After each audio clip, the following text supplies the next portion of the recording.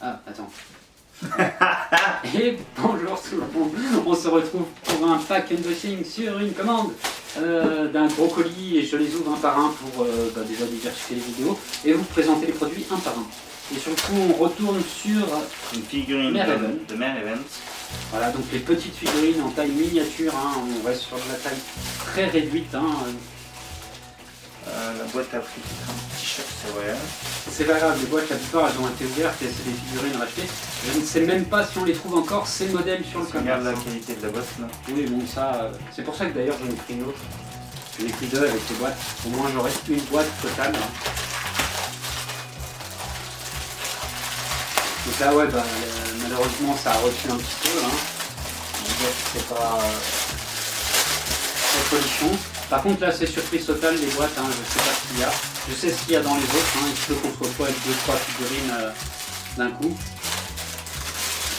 Bonjour le papier. Ah oui, ça vaut mieux que ce soit bien emballé. Hein. Sur le coup je préfère quand c'est bien emballé que quand ça l'est pas. Oh oh! Il y en a deux? Il y a plus rien. Non, il y a plus rien. Alors nous avons comme d'habitude la fameuse carte qui représente un truc que je n'ai même pas vu dans le manga. Ça doit être dans la suite en bouquin malheureusement, donc je ne peux pas détailler, hein. Surtout que je ne sais pas ce qui est écrit dessus. Faut pas dans le commandant désert hein, qu'on se bat contre... Non, non, c'est pas ça. La meute de l'As. Non. Non, non, je pense que c'est plus loin. Donc nous avons la sorcière qui s'appelle Dorothy. Le nom est revenu. Ah oui, Dorothy. Le nom est revenu. Donc petite figurine bien sympa sur son balai. Ouah, nom des dieux. Et franchement, pour des tailleries petites comme ça, les détails, ils sont trop présents. C'est un truc de ouf. Effectivement, elle a les bagues. Hein. C'est vraiment un truc de dingue. Hein, ça. Par contre... les bagues, et là je vais trouver le balai. Le balai qui est très bien fait. Oh, putain, il est tout rikiki. Il est emballé dans du plastique. Génial. Génial, génial. Alors par contre, où fixer ces trucs? Ouais, ça va se trouver. Ah oui, ça doit se trouver. À mon avis. Il n'y a pas la photo? C'est pour ça que je prends la photo. Bah déjà, le balai sous le cul. Ouais, le balai sous le cul, c'est ça. Ah bah attends, il y a trop là. Attends, le détail de balai, le balai est quand même... Regarde, il y a Putain, quand même des bien têtes fait, de hein. mort et tout. C'est tout petit, tout minuscule, c'est très fragile. Mais c'est bien fait, c'est super détaillé. C'est bien fait, il n'y a pas de couleur, à part ici, on a dessus. Mais bon, ça en général, si elle met ses fesses dessus, on le verra pas. Oui, oui, ça c'est pas dramatique à la limite. Alors attends, on va essayer d'enfiler ça là-dedans.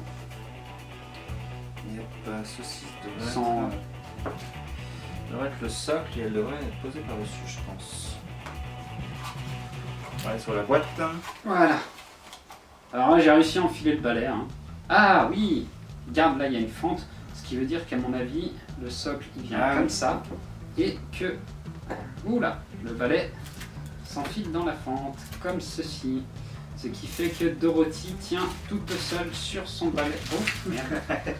Putain, je sens que je vais en coller plein. Hein. Bon après, voilà, oula, elle ne devrait pas bouger. Hein. Voilà, nice. En tout cas, elle tient super bien. La figurine est nickel. Et franchement, comme il disait, le balai avec les détails de la tête de mort dessus, c'est impressionnant à quel point on peut faire des... Le balai est vraiment très bien fait. Mais même la figurine en elle-même, hein. Tu regardes Dorothy, elle est classe. Hein. Il y a la petite mèche blanche. Oui, bon, c'est défaut de peinture. Hein. Même les cheveux, mais je crois qu'elle a du blanc sur les cheveux, je sais plus. Faut regarder sur la boîte. Sur la boîte, c'est pour ça qu'on regarde les boîtes. Regardons la boîte. Devant, là, elle est encore plus grande. Ah, mais devant, tu vois. Oui, ils ont mis du blanc. Ils ont essayé de faire les reflets de lumière Voilà, les et tout. reflets qu'on voit dans l'animé. Hein. Je sais pas quoi détailler sur ce truc. C'est tout petit. Là, qui est très minuscule. Déjà. Que même moi, avec mes lunettes pour voir de loin, je suis obligé de les enlever parce que sinon. Il y a du bleu qui fait un effet avec le blanc, un dégradé sur le socle. C'est sympa. C'est vraiment sympa. J'essaierai de les mettre dans un décor à l'avenir parce que je vais quand même présenter des trucs. Donc je vais en revenir un peu à l'histoire.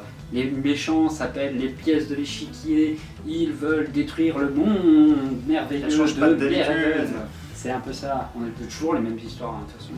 Rares les mangas. Une fois que c'est bien emboîté, tiens. Oui, bah oui.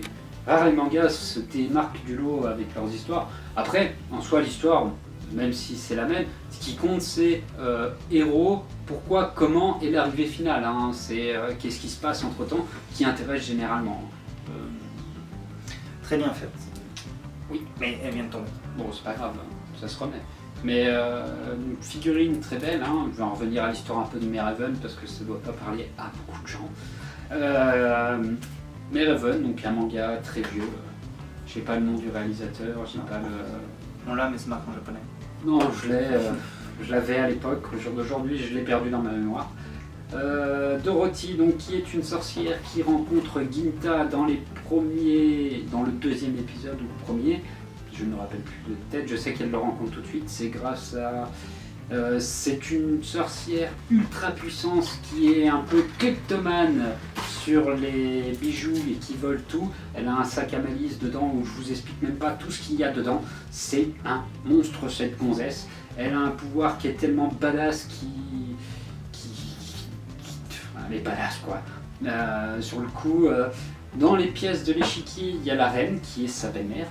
Oui, c'est vrai. Les sorcières, hein, on va détailler un peu de ce qu'on voit, ce qu'on connaît du manga, surtout de ce qu'on se rappelle. Hein, parce que là, sur le coup, c'est que ça date de vieux.